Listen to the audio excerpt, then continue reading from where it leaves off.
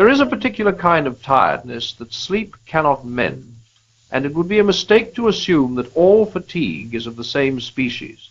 Some weariness is honest and even healthy. It follows a day well lived, a body well used, a mind stretched in service of something worthwhile.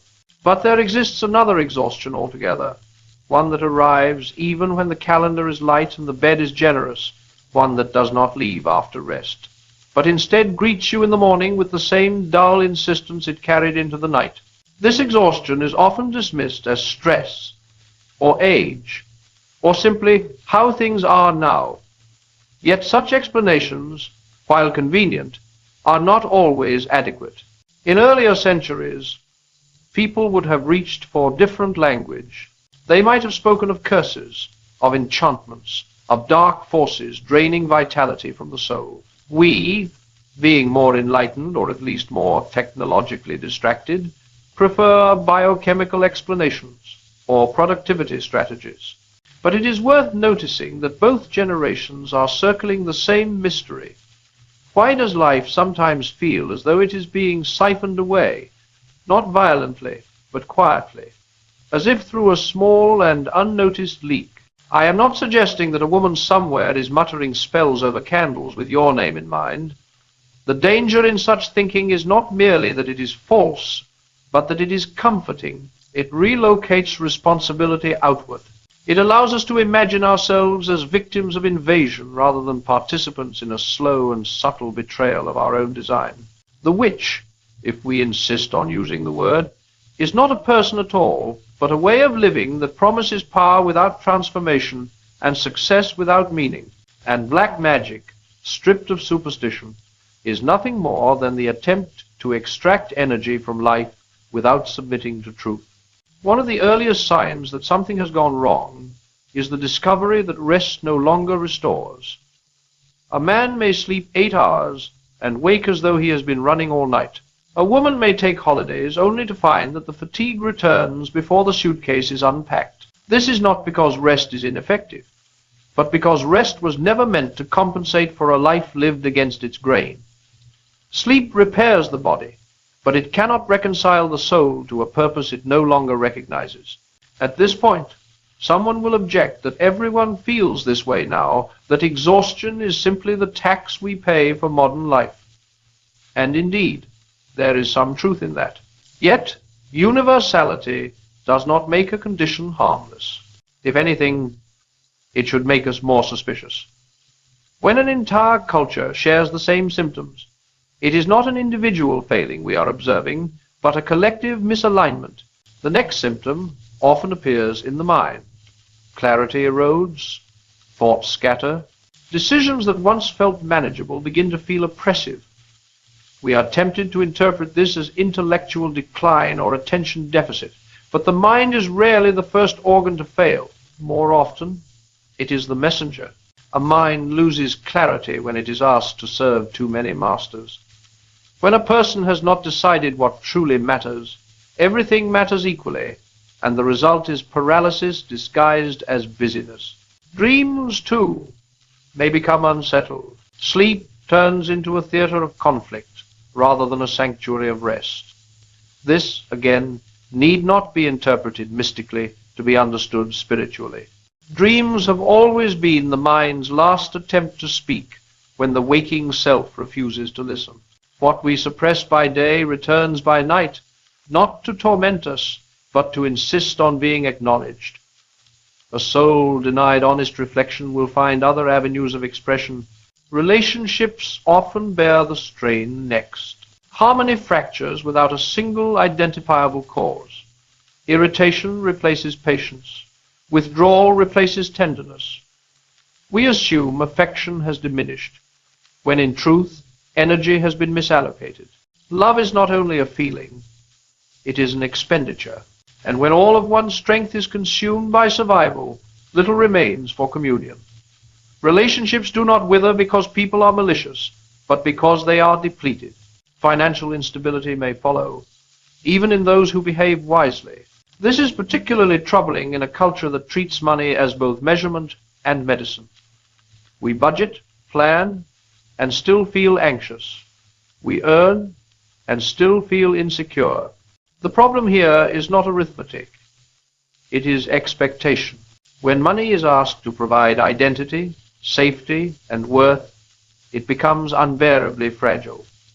Wealth is a competent servant, but a disastrous savior. It cannot supply meaning, and when it is forced into that role, it collapses under the strain, taking our peace with it. The body, patient but honest, eventually joins the conversation. Symptoms appear that resist neat diagnosis.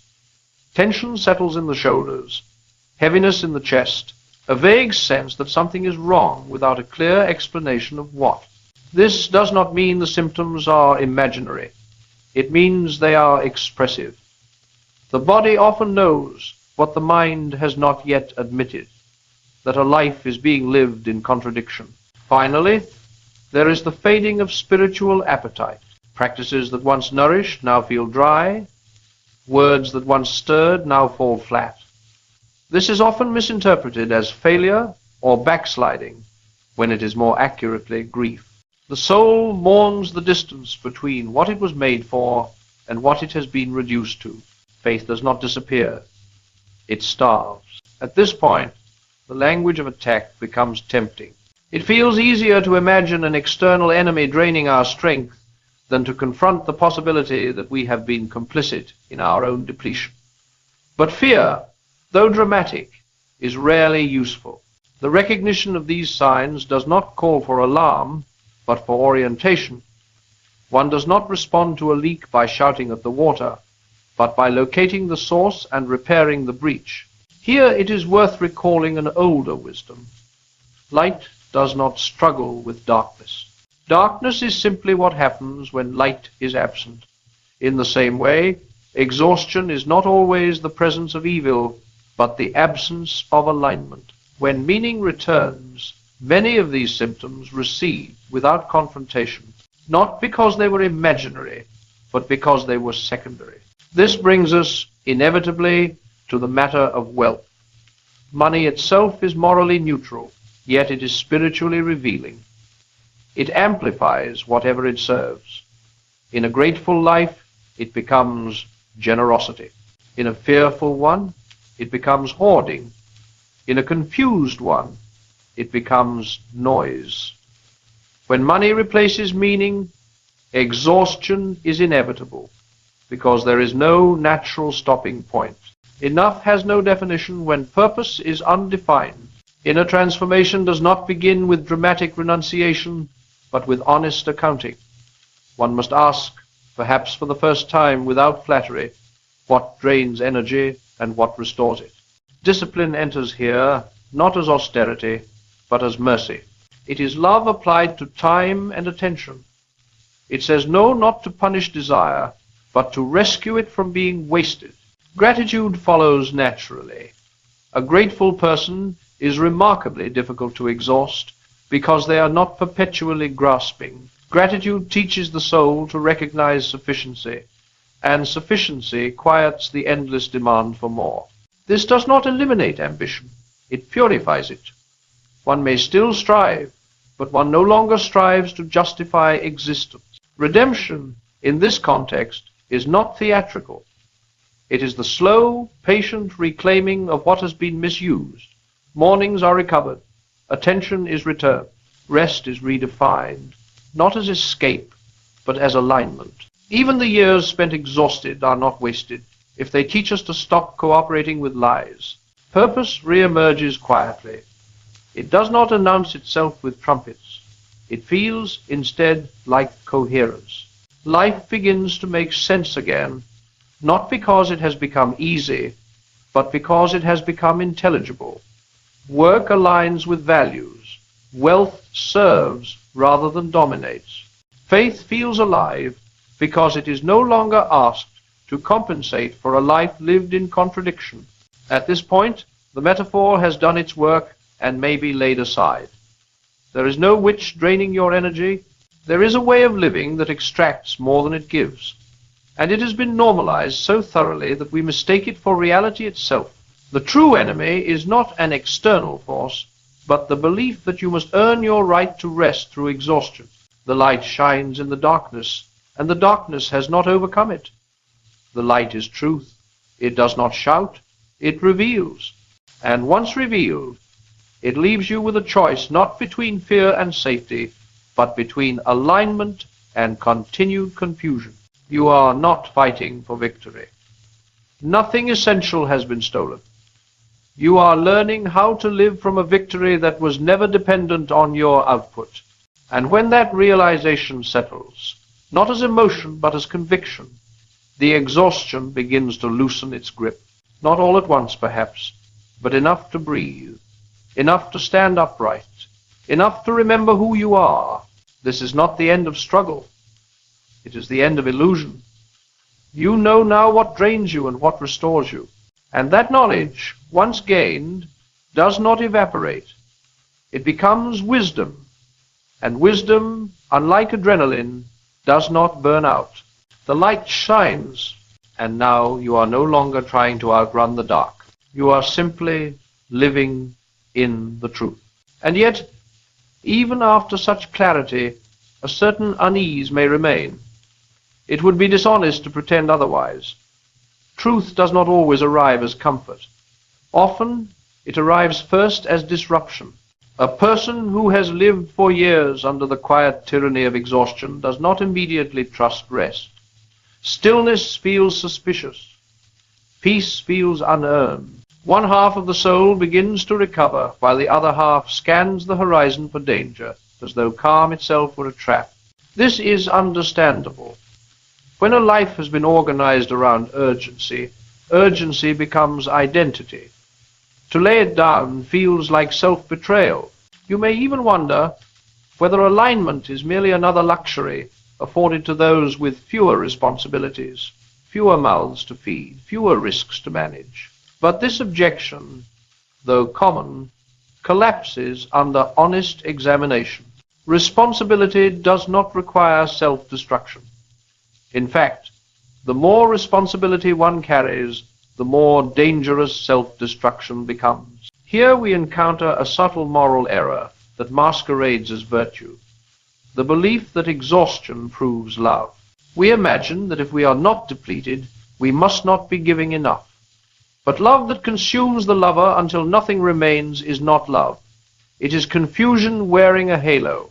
True love seeks the good of the other without annihilating the self, because a destroyed self is incapable of sustained giving. Even sacrifice, to be holy, must be chosen freely and ordered toward life, not demanded blindly by habit or fear. This is where discipline must be rescued from its caricature. Discipline is often mistaken for harshness, for denial, for a grim tightening of the jaw against pleasure. But discipline, rightly understood, is the art of conservation. It preserves what matters by refusing what corrodes. It says no so that a deeper yes can survive. A disciplined life is not narrower, it is clearer.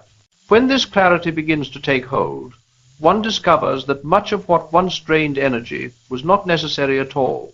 Certain commitments persist not because they are meaningful, but because they were never questioned. Certain ambitions continue not because they are worthy, but because they were inherited. And certain fears remain powerful only because they have never been named aloud. To name them is already to weaken them.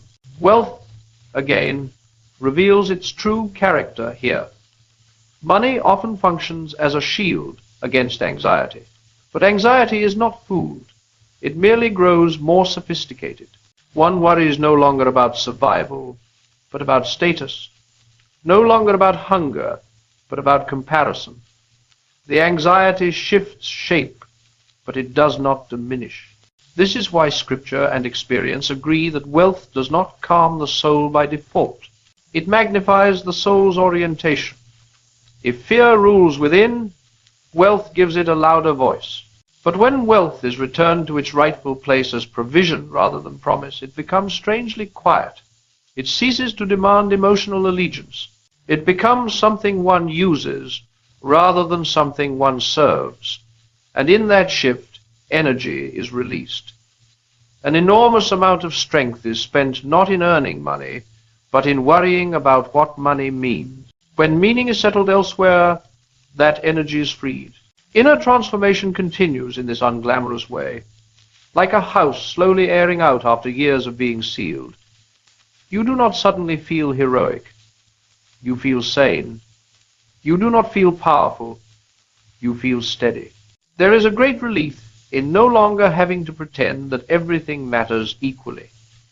Some things matter infinitely more than others, and to live as though this were true is not fanaticism. It is wisdom. Moral strength, at this stage, expresses itself as the courage to disappoint, not recklessly, not cruelly, but faithfully. You disappoint expectations that were built on false versions of you. You disappoint habits that depended on your silence. You disappoint even your former self, who believed exhaustion was the price of significance. And each disappointment makes room for something truer to emerge. Gratitude deepens again here, but it is a quieter gratitude than before. It is not the gratitude of relief, but of recognition. You recognize how often you were spared from worse errors by sheer limitation. You recognize how fatigue itself, unpleasant as it was, prevented you from running headlong into deeper illusions. Gratitude, in this sense, becomes retrospective wisdom. Redemption unfolds not as reversal, but as reinterpretation. The past does not change, but its meaning does. What once appeared as wasted years now appear as necessary instruction. What once felt like failure now reads as interruption. And interruption, though painful, is often mercy in disguise. Purpose, when finally stabilized, is less exciting than one might expect and far more sustaining. It does not electrify the nerves. It settles the bones. You know what your life is for, not because it has been revealed in a dramatic moment, but because everything else has gradually fallen away. Purpose remains when illusions are stripped. It is what you would choose even if no one noticed. At this point, the old fear of being drained by unseen forces seems almost quaint. You understand now that energy is lost not through attack, but through dispersion, through being pulled in too many directions by values that contradict each other. Integration, not defense, was always the answer. And integration is hard. It demands honesty. It demands restraint. It demands patience with slow results. But it also delivers something nothing else can, peace that does not depend on circumstances. Not comfort, not excitement, not escape peace, the peace of living in agreement with reality. So the light remains. Not a spectacle, not a sensation, but as orientation. You know which way is forward, you know when to stop, you know when to rest without apology, and you know when to act without frenzy. This is not a life immune to exhaustion. It is a life no longer governed by it. And that distinction changes everything. And once that distinction is understood, a final illusion begins to loosen its grip, the illusion that peace is fragile. Many people imagine peace as something that must be protected from disturbance, guarded against interruption, preserved by carefully controlling circumstances. But peace of that sort is merely comfort in disguise. And comfort, as history has repeatedly shown, does not survive contact with reality for very long. The peace that grows out of integration is of a different order altogether. It is not offended by difficulty, nor threatened by uncertainty. It does not require the world to behave well in order to remain intact. It rests instead on a settled understanding of what is essential and what is not. When that understanding takes root, even hardship loses its ability to terrorize. It may wound, it may weary, but it no longer confuses. Here, perhaps for the first time, you notice that much of what once drained your strength was not suffering itself, but resistance to suffering. The frantic effort to avoid discomfort at all costs, the unspoken belief that a good life must be a smooth one. Yet no serious moral tradition has ever promised such a thing. On the contrary, they have warned us that a life without resistance often produces the most fragile souls of all. This does not mean that pain is virtuous. nor that exhaustion should be courted. It means only that difficulty, when met honestly, does not have to be fatal to meaning. A person aligned with truth can endure far more than a person insulated by illusion. The former bends and recovers. The latter shatters when protection fails. Wealth, in this final light, becomes something almost transparent. You still care about provision. You still act prudently. But you no longer look to money to rescue you from the fundamental risks of being human. You accept that loss is possible, that failure may come, that reputation can shift without warning, and because you accept these things, they lose their power to dominate your imagination. You prepare without panic.